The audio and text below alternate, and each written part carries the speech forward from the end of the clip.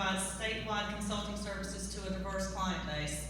Prior to founding Tennessee Strategies, Mike had successful careers in business, public service, and education. He served 2 terms as Knox County Mayor.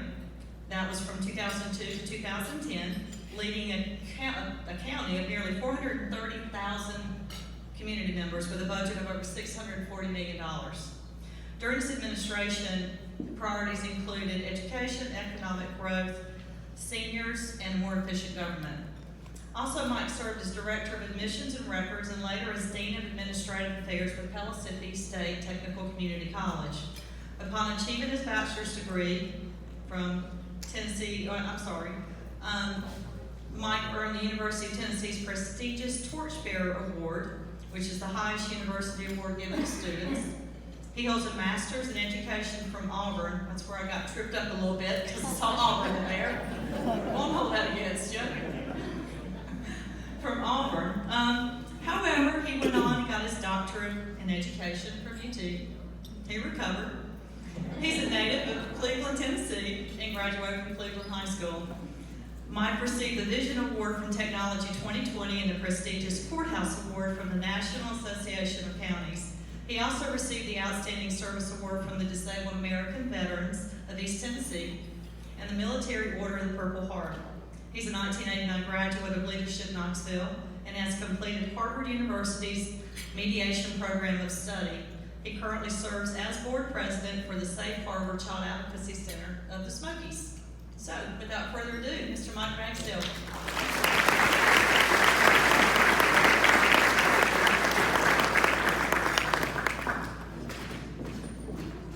Thank you, Chris, for that warm introduction. It's a pleasure to be with everyone this evening. Let me begin by saying this. Chris has been so kind to recognize so many folks here, but I think it's time we gave her a round of applause.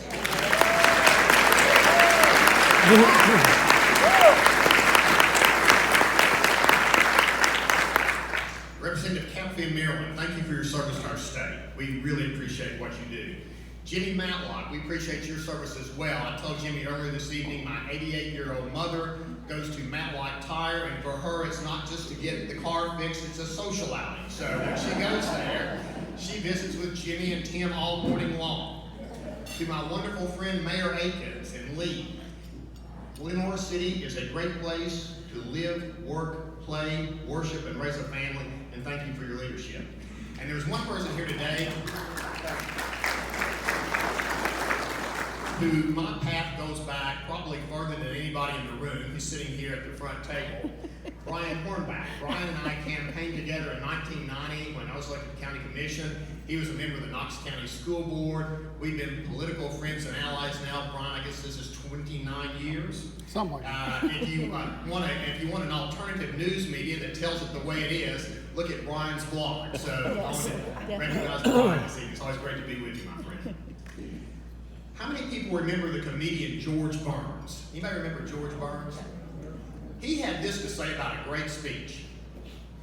It's got a good beginning, it's got a good end, and there's not a whole lot else in the middle. And I sort of like that philosophy. So I'll keep my comments hopefully pertinent, but brief. And I would like to begin with a personal story if I could. Not too long ago, I was visiting with my very best friend from elementary school, a wonderful guy named Mark Tasman who lives in Atlanta, Georgia, an incredibly successful businessman.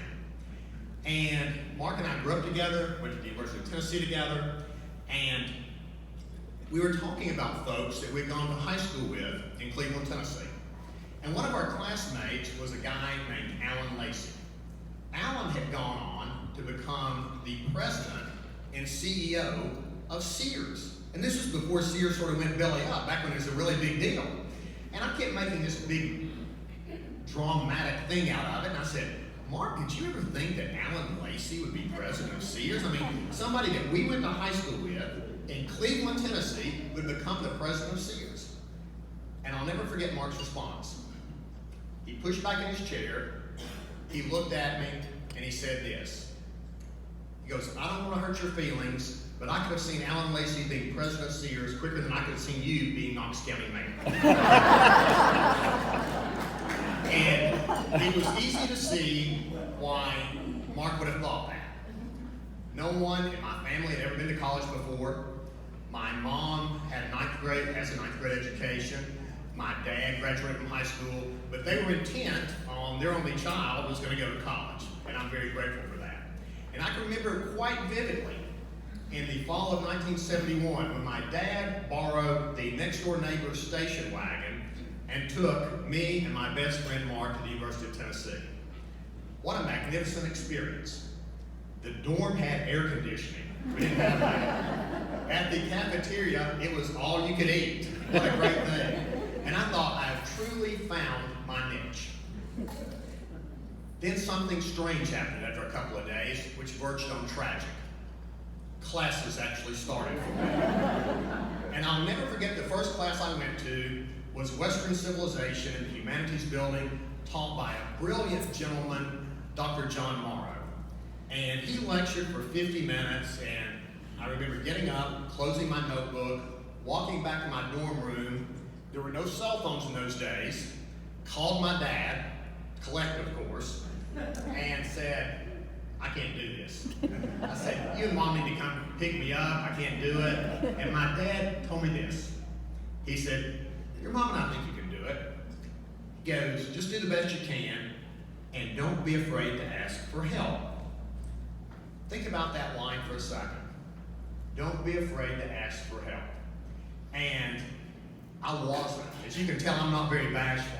I asked faculty members for help, I asked administrators for help, I asked my friends for help, and everything turned out okay.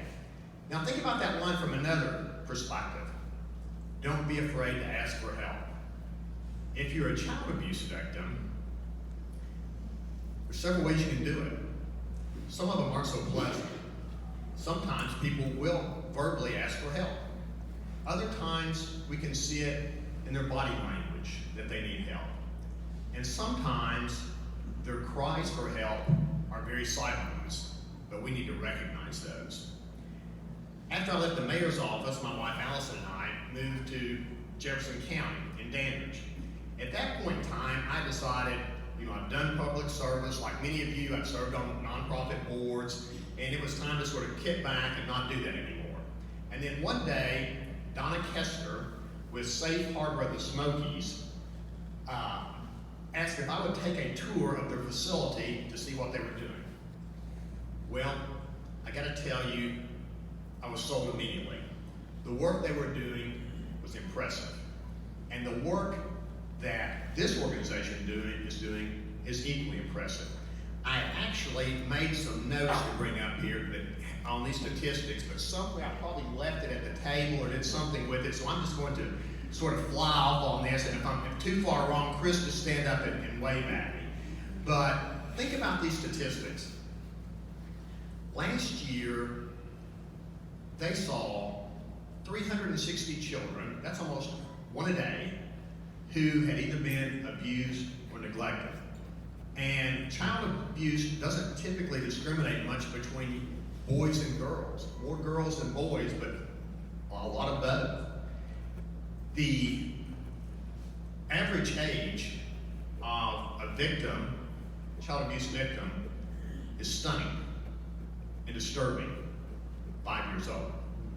64% of the people they see are below the age of 12. Think about that. The future of our community, our most vulnerable citizens, are the ones who are being abused. But there's some good news, and here's the good news. You've got Kids First here, working with our district attorney's office and others that are making a real difference. You've heard a lot of the stories, but I'm just going to focus on a couple of things where they're making a difference and they're doing it really, really well. First, both of our district attorneys said tonight, we couldn't have done it without the CAC and Kids First, correct? That's right. They are working with law enforcement to bring justice to those who need it, who have committed crimes that most of us can't even conceptualize that would ever occur. Secondly, doing education. Working with over, I think, 4,100 school kids last year, informing them about, here are things you need to look out for in neglect and child abuse and these type of things. Also working with our adult population so that folks like me, folks like you, when we see small factors that should tip us off, that we have enough knowledge that we know how to deal with it. And thirdly, and in many ways in my mind, most importantly, the therapy that they do with those who have suffered from child abuse. They have an adult survivor program for people who are still having issues, which we've heard about countlessly in our society. Over 1,000 therapy sessions last year with children who had suffered from neglect and child abuse. And if we're ever going to get a handle on this in our country, and we need to, those are the type of things we need to be doing to help people recover so that they can live normal, productive lives and not the ones suffering like far too many people have in our society. So, what can we do? I'm just going to mention two things. One, we need to be advocates. It is critically important that they have cheerleaders and advocates and people who support them. When you talk to your friends and you talk to your neighbors, please tell them about what's going on at the Child Advocacy Center in this judicial district and Kids First. We need to inform people about the good work that's being done so that people will be on the lookout for strange situations and we can support this group as they do their important mission. And secondly, and this is equally as important as well, tonight you're going to have an auction. You're already supporting this organization financially by your presence. So if you see an auction item that's worth $500, bid $550. If you see one that's worth $50, bid $100. It's for a good cause and they need your help. So, I told you I was going to start with a story and I'm going to finish with one. Brian, I actually think this was when you were on school board when this occurred. In the spring of 2001, the school board and the Chamber of Commerce had a program called Principal for a Day. And I was the principal for a day at Sturkey Elementary School in North Knoxville. Quaint little school, neat time, went in, read to the kids that day. They served you lunch, and you can maybe recall this. There's no plates in the school. They had those little trays, but the trays had those indentions in it so the food doesn't slide around. They gave me my little milk carton. It was a great experience. So as the afternoon was wrapping up, principal came up. Dr. Sherry Morgan was the principal there then. And I made the comment to her, thanks for having me. And as politicians sometimes do, said, if there's ever anything I can do to help you, just let me know. Fully and completely thinking that she would say, okay, or thanks for coming, or nothing. But much to my surprise and astonishment, Dr. Morgan said, well, there is actually something you could do. What would you think about coming back one morning a week next year and reading with school kids? And I had a quick thought. I thought, okay, this is April, that will be August, I'll never hear from her again, so go ahead and agree to do it. And I did. So I said, absolutely, just give me a call in August, I'll be glad to do it. And much to my surprise, when August came, she called me. And I was stunned. I thought to myself, I've got a full-time job, I'm running for county mayor in a community of 400,000 people spread out over 400 square miles, and I'm going to be spending a lot of time with people who are too young to even vote for me. So I decided, I committed, so I went ahead and went. And something really incredible happened from that experience. I thoroughly enjoyed it. And I wanted others to share it with me. So we started a program called Read With Me in Knox County. Remember that, Brian? We had over 500 volunteers in every first and second grade classroom in Knox County helping people, young people, read. And it made a very real difference. And during that course of time, I had lots of incredible stories, but here's my favorite. We had a little fella in our class one year, Joanne Elswald was our teacher, his name was Cooper. At the beginning of the year, Cooper was pretty much a non-reader. You might have known the difference between dog and cat, but you got past that, there wasn't a whole lot here that he could accomplish. But something incredible happened over the course of the year. Miss Elswald was a great teacher, Cooper's mom worked with him, and when I would go to visit with the kids every week, I'd try and spend time with each of them, but wanted to spend a little extra time with Cooper. Cooper, in the course of that 1 year, went from non-reader to pretty accomplished reader. He had made a lot of headway. And the last day of school, I went into the class to tell him goodbye. And I'll never forget, Cooper ran up to me and gave me a big hug. And he looked up at me and said, "I need to tell you something." And I said, "Sure, what's that?" And he goes, "I'm really gonna miss you." And I said, "Cooper, I'm really gonna miss you too." And he goes, "I need to tell you one other thing." And I said, "Okay, what's that?" And he goes, "I think you started reading better since I started to work with you."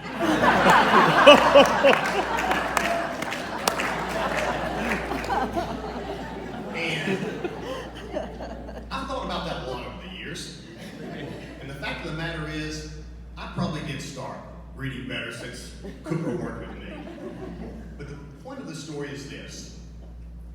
When we give to others, like we're giving tonight to this wonderful program, the blessing we get back in return is equally beneficial. I think I got just as much out of it as Cooper did. So thank you for being here tonight. Thank you so much for supporting this wonderful program. And I can tell you beyond any doubt that you will be blessed equally as the children that we're serving this evening. Thanks for having me, and good luck with the auction tonight.